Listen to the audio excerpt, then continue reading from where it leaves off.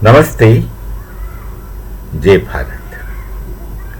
Dharma is a concept, not merely a term, used much among the Hindus.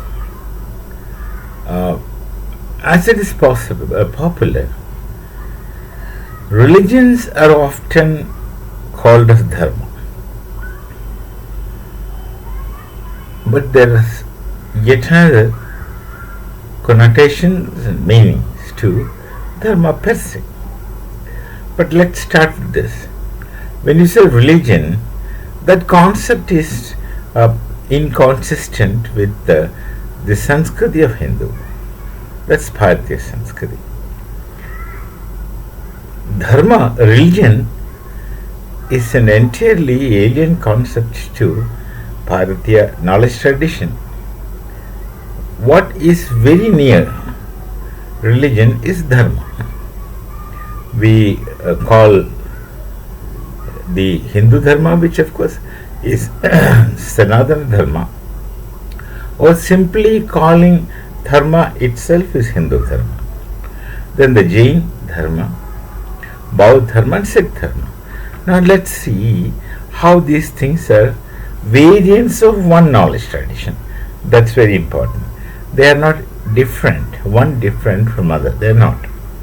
There are many ways of expressing the same thing, or many ways of achieving the same thing. There are different paths, different methods, but it all originates for the same cause and keeps same desideratum.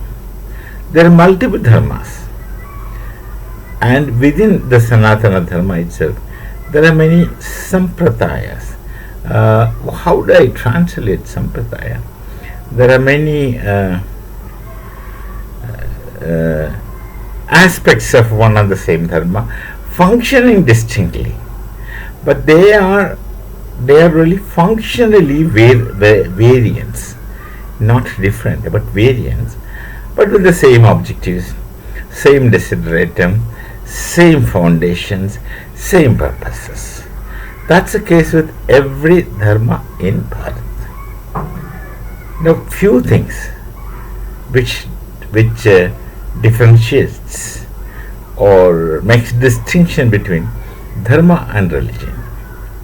Religion has an explicit concept of God, who is a creator, protector. The God concept is is a creator. Prior to the creation, the questions are unanswered by and large. But the question of a creator, a protector, sustainer, all those things are affiliated to the God. And oftentimes when you look at this Semitic God, he represents something akin to a feudal lord who dictates terms and conditions to his subjects. And primarily, when you presuppose God as a creator of everything, then it at once makes a distinction between creator and creation. Everything else is creation, but the creator can't be a creation. And as the creator cannot be a creation cannot go even close to creator. So there are two levels of existence, two distinct levels of existence. One cannot cross its limits. A creation can never aspire to become a creator or to be close to creator, in the sense, like if I borrow the word with Hindu Dharma, from Hindu Dharma, you can never aspire to become one with creator. And everything that happens to the creation is the responsibility of the creator. Therefore, the creation would depend on the creation for everything. Creation by itself can't do anything. It has to be done at the level of the creator. So God in religions is a creator. That's first difference. and that is a very, very serious difference. And second difference is God is a person. Now, God is a person and masculine. Now, when I say God is a person, that calls for a lot of explanations, but for want of time, understand God as a person. Therefore, you attribute the term he to him, never she.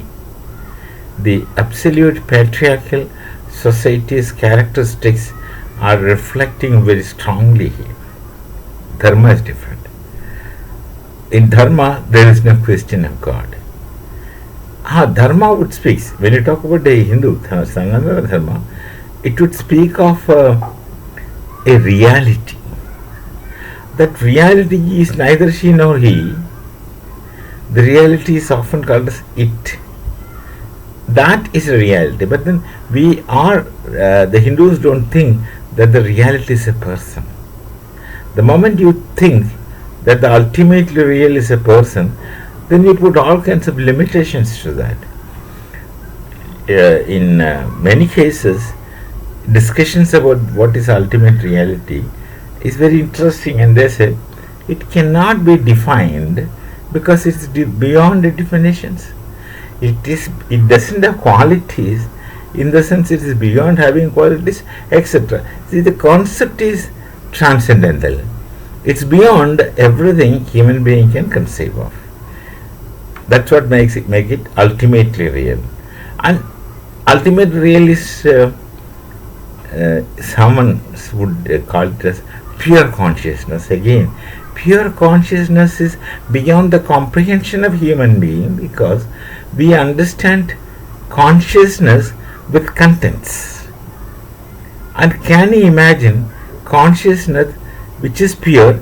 Pure should mean devoid of any possible contents. Can you imagine such situation?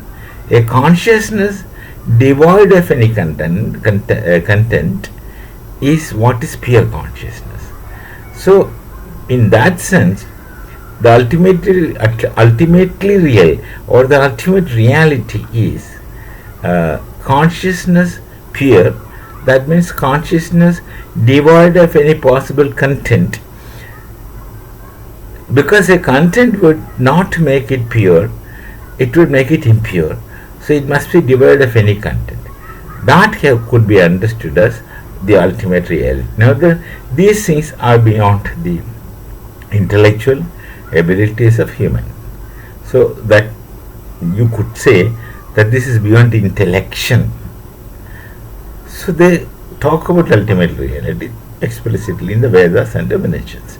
Now, following the principle of ultimate reality, when it comes to Jain Dharma, they try to simplify the complexities by approaching the ultimate reality, or transfiguring or translating the ultimate reality as one of the Tirthankaras, where the Tirthankaras are functionally the ultimate. The objective is to become one like him, not one with him. Whereas in Sanatana Dharma, the Hindu Dharma, our desideratum, ultimate desideratum, which is moksha, is to become one with the ultimately real. You become one with that because you had originated from that. This is easily explained by taking at your school physics, which talks about law of conservation of energy and the law of conservation of matter, which simply says that both matter and energy are constant in the cosmos, which is neither created nor destroyed. But it having no permanent form forever, it keeps shifting forms, keeps changing forms, and each time it changes forms.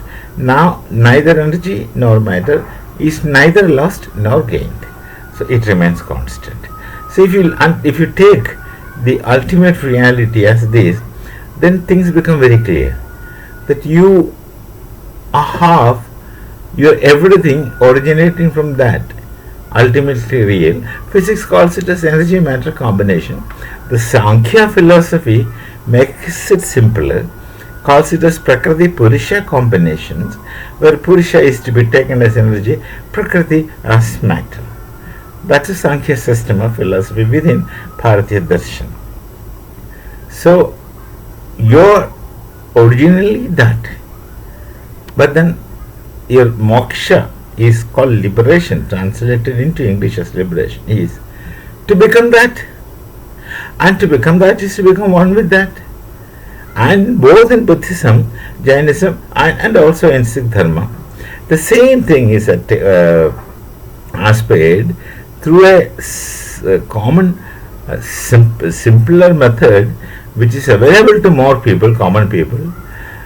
One is through the Tirthankara system of Jains and the Tathagata system in Buddhism, and also the Guru system in the Sikh Dharma. All are the same. They have same roots, same aspirations. So Dharma, we call it in general. That's one way Dharma is understood as religion.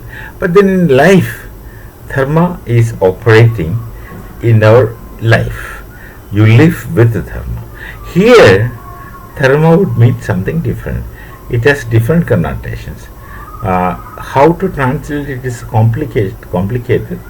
Some people have translated Dharma as non-violence, which is inappropriate, as I say. One can think of the concept of righteousness in Bible.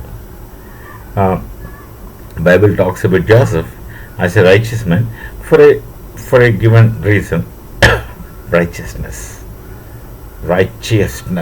it's written so. So Dharma should be the sum total of righteousness on earth, where man lives practically. So it's a sum total of what's right, righteousness, which one has to look at, try to understand, internalize to your capacity's optimum, and live. From this comes multiple dharmas. That is dharma of a son, as contrasted to with other relations in society. Now we are coming to social existence. Son's dharma to other relations. Then similar dharma, a soldier's dharma in connection to the statecraft. And the dharma of a king, Raj dharma, that's to the entire society and the subjects, people. Then also praja dharma, the dharma of a citizen. All these things has to be followed by individuals. Then the bhartru dharma, the dharma of a husband. Then the patni dharma, that is the dharma of a wife. Then putra dharma, dharma of a son. Putri dharma, dharma of a daughter. Like that, from each stations in society, each one having his own individual dharmas, which he has to belong to his. While belonging to his stations in society, he has to discharge, and that is called swadharma, which you have to follow. Once an individual is following swadharma, after internalizing, understanding, and realizing what swadharma is, then the society becomes archetype. Where violation is there, there is theories of punishment. Then the niti is there, and how laws organize, etc. Manusmriti teaches. So dharma is there with the society, the Hindu society, right from day one, through every step he walks in life until he dies. Even death has to be through dharma. Then only moksha is possible. Moksha is not a life after death.